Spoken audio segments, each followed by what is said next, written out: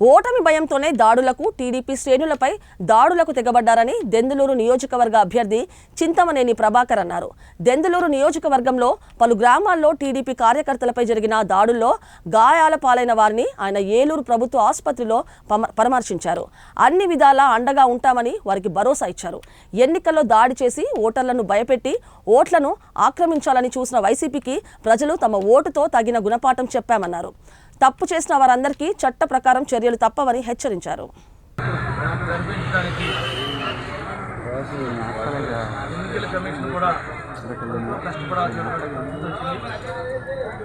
Telugu Desam, Janasena, BJP నాయకులు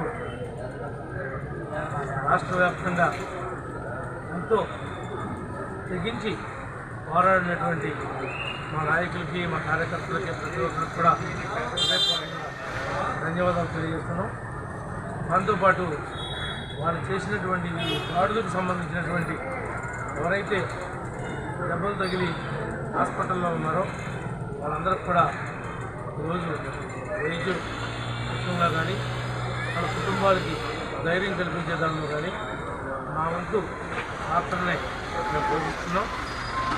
రేపు రాబోయేటువంటి ఫలితాల్లో వన్-సైడ్ ఫలితాలు రాబోతూ ఉన్నాయి.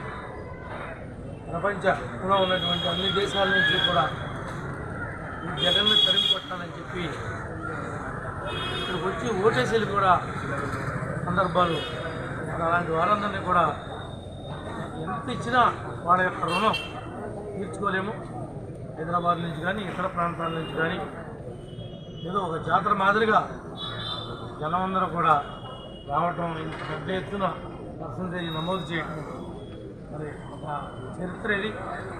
దీనందరికీ కష్టపడినటువంటి చంద్రబాబు గారు, పవన్ కళ్యాణ్ గారు, లోకేష్ బాబు గారు అందరూ కూడా ప్రతి ఒక్కరూ పార్టీకి సంబంధించినటువంటి సామాన్య కార్యకర్తల దగ్గర నుండి పార్టీ అగ్ర నాయకత్వం దాకా ప్రతి ఒక్కరూ కూడా వినోచితంగా పోరాడి ఆ ఫలితాల్ని రేపు చూడబోతా ఉన్నాం. ఎవరైతే ఎలాంటి ఎప్పుడూ లేని సంస్కృతి ఎలక్షన్లో దాడి చేసి భయపెట్టి బూతుల్ని క్యాప్చర్ చేసుకోవాలనేటువంటి దుర్మార్గమైనటువంటి ఆలోచనతో ఎన్నికలకు వెళ్ళారో వాళ్ళకి తగిన గుణపాఠం ఇప్పుడు ప్రజలు ఓటు రూపంలో చెప్పారు. రేపొద్దున వాళ్ళు చేసిన తప్పులు వాళ్ళకే చుట్టుకోబోతామని చెప్పి అందరూ కూడా తెలియజేస్తూ